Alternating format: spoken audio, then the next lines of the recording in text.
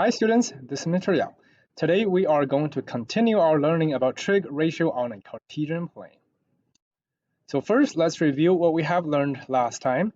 Actually, the first 4 questions in prior knowledge are from the previous lesson. They are the examples. So you can choose to go back and just write down the values, but I'm just going to do it and you can follow along right here. First 3, 4, the point is around here. And this is basically our right triangle. The r, after you use Pythagorean theorem to solve, is going to be 5. And that is 3, that is 4. So sine theta angle is here. That is going to be 4 over 5. Cosine is 3 over 5. And tangent is 4 over 3. Next, B. -1, 7 is around here. This is the angle theta. And that point, it means this is 1, this is 7, this is -1, this is 7. That is square root of 50, which simplifies to be 5 square root of 2. So sine theta is 7 over 5 square root of 2, which is basically 7 square root of 2 over 10. Cosine theta is -1 over 5 square root of 2. That is negative square root of 2 over 10.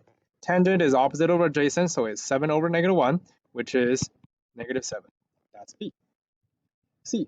-6, -3 is around here. Actually, let me drop that. It's around here. And this is the angle. This part is -6, this is -3.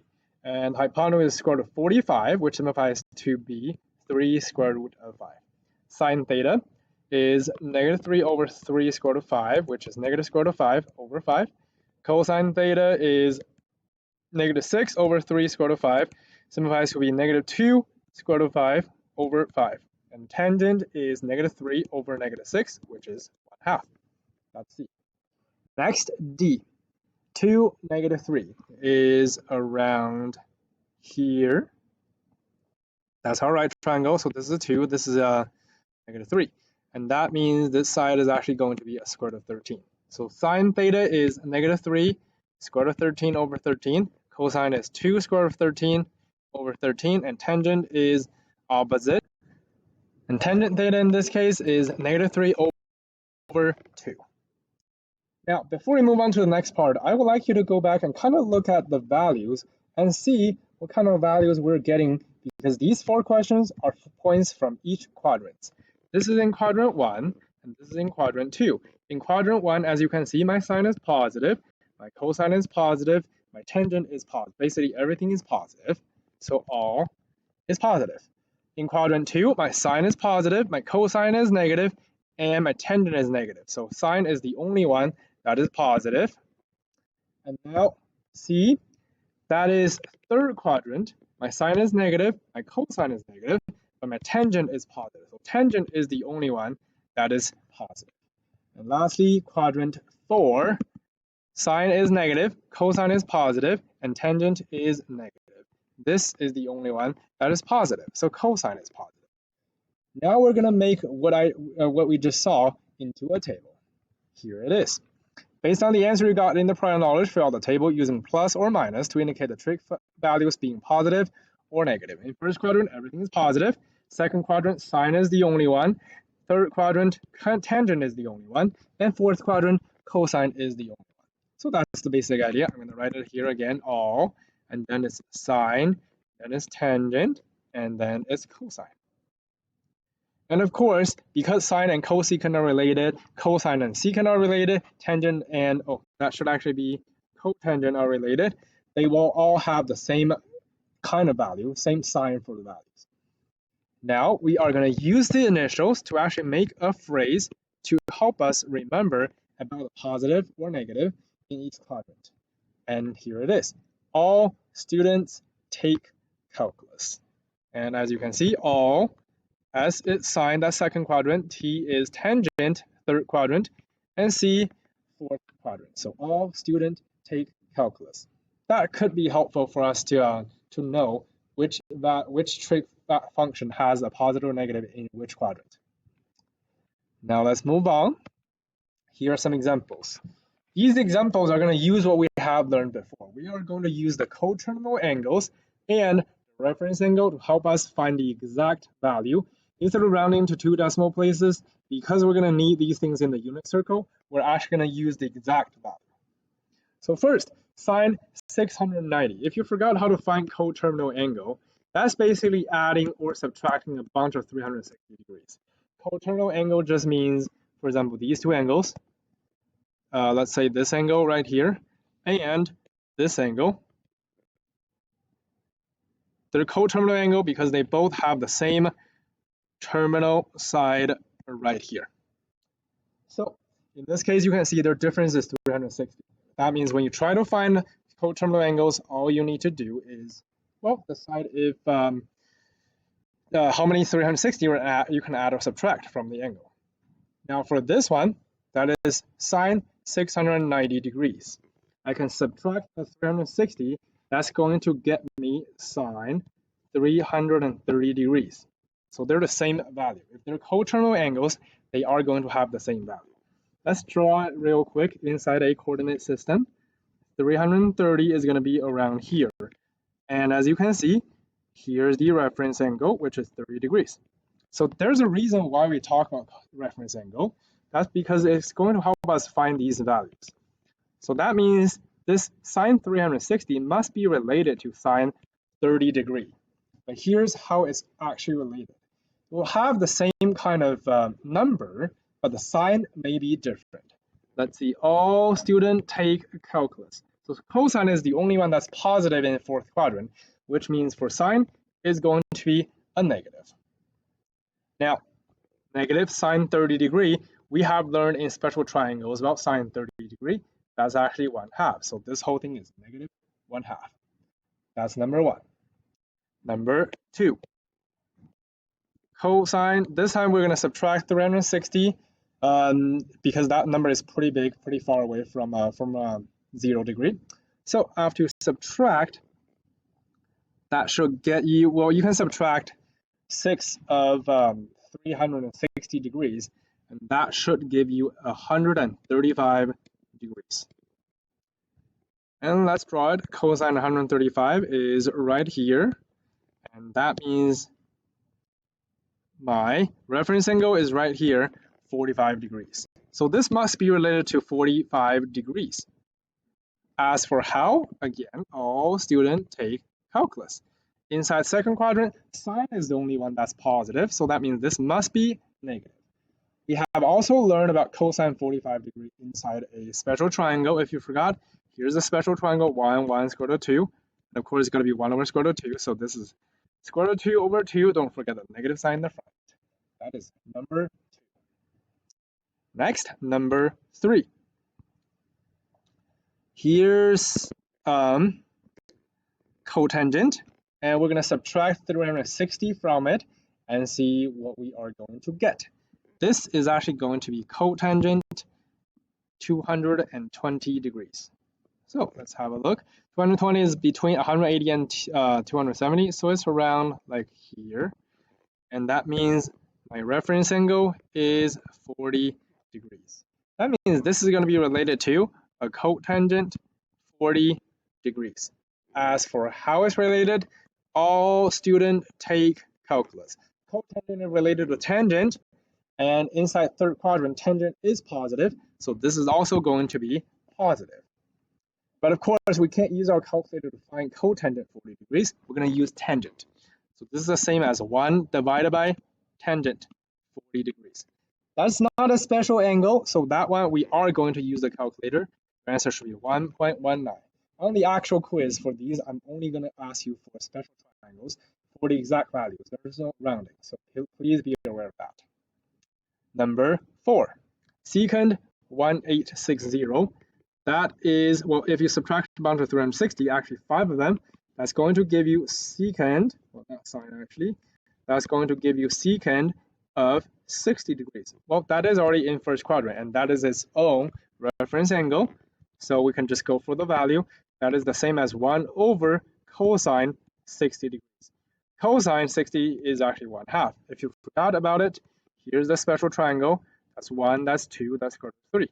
And 60 degrees right here. So adjacent over hypotenuse is 1 over 2. 1 over 1 over 2, that's going to be a 2. Next, number 5. cosecant. This time it is negative 2200. Since it's a negative value, we're going to add a bunch of 360 degrees to see when we get to a positive value. Because negative ones are still kind of hard to deal with, so we're going to try to use the positive one. Now, if you add 6, well, actually, if you add 7 of 360 degrees, that should get you to a 320 degree. And that is the coterminal angle, which is actually going to be around here. That means my reference angle is actually going to be a 40 degree. So this is the same as cosecant of 40 degree. Since we can't do cosecant, that's basically 1 over sine 40 degree. You can type that into your calculator since it's not a special angle and find out what is the answer. Next, number 6, cotangent. So this time, since the angle is negative, we are going to add a bunch of 360 and see when we are going to get an angle that's small enough, but is still positive. If you add, I believe, 9 of 360, that should get you to a 280 degrees, which is right here, just slightly over the 270. So this will be my reference angle, which is 80 degrees. So that is cotangent, 80 degrees, which we can't do it in our calculator. And, oh, I keep forgetting actually. So for number 4 is the same number, is the first quadrant, so that's easy. For number 5, however, this is related to a sine, and cosecant and sine are the same. So all students take calculus. Inside the 4th quadrant, only cosine is positive. So if it's related to sine, that's going to be a negative. So this is also negative. Now number 6, all students take calculus, same thing. In 4th quadrant, only cosine is positive, so tangent or cotangent would actually be a negative. So this is actually the same as a negative cotangent 80 degrees. And we're going to use tangent to help us find it, so it's 1 over a negative tangent 80 degrees. Type in your calculator, whatever value that gives you, that is the answer. That is number 6. Now let's move on. Find the standard angle created by the coordinate point. Round to the thousandth place. So first, 3, 4 is right here. That's 3, that's 4. It's asking to find the theta. It's in first quadrant. The reference angle is itself, so we don't need to depend on reference angle to find it. So we can just directly do tangent theta is 4 over 3. That means my theta is going to be inverse tangent of 4 over 3. And type in your calculator, that is going to give you a 53.130 degrees. That's number 7. Number 8, negative 1, 7 is right here. So that is negative 1, that is 7. We're trying to find this angle. So tangent theta is going to be a negative 7, well, 7 over negative 1, which is a negative 7. So tangent is going to be the inverse of negative 7. And that, if you're typing your calculator, is actually going to give you a negative 81.870 degree. However, this angle does not look like negative 81.87 at all. In fact, if you just type in your calculator, the answer it gives you is right here. It's not pointing to the right place. That's why we need to manually try to find exactly what the angle is. And as you may notice, this is just a straight line.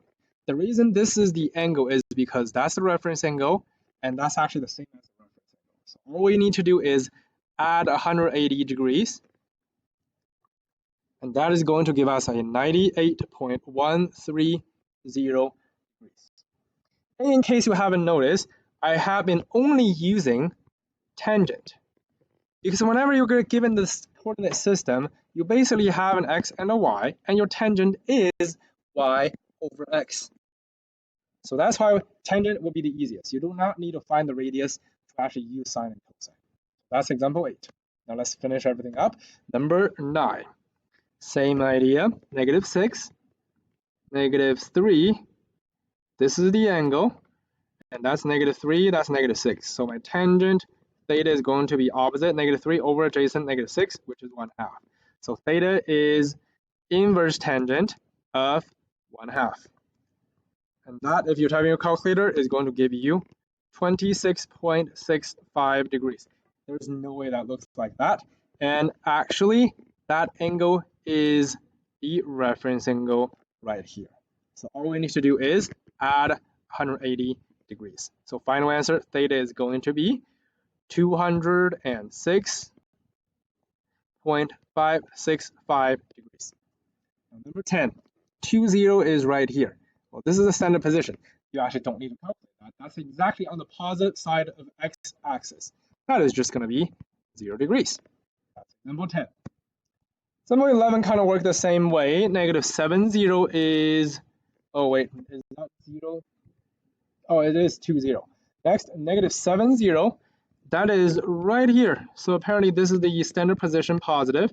And you turn this much to get to a location right here. That's going to be 180 degrees. Lastly, 5, -3. My 5 is here, my -3 is here. So this is my angle. That's 5, that's -3. Tangent theta is 5 over -3, so -5/3. In order to find the theta, I'm going to need to do inverse of -5/3. So type in your calculator. That is going to give you -59.036 degrees. But apparently that does not look like the -59 degrees. And in fact, -59 degree is right here if you rotate this direction. So in order to find the whole thing, as you may notice, it's basically everything else inside a full circle. So we are going to add 360 degrees. That is going to give us 300.964 degrees. And that is example 12. That is everything for 5.7b. Thank you.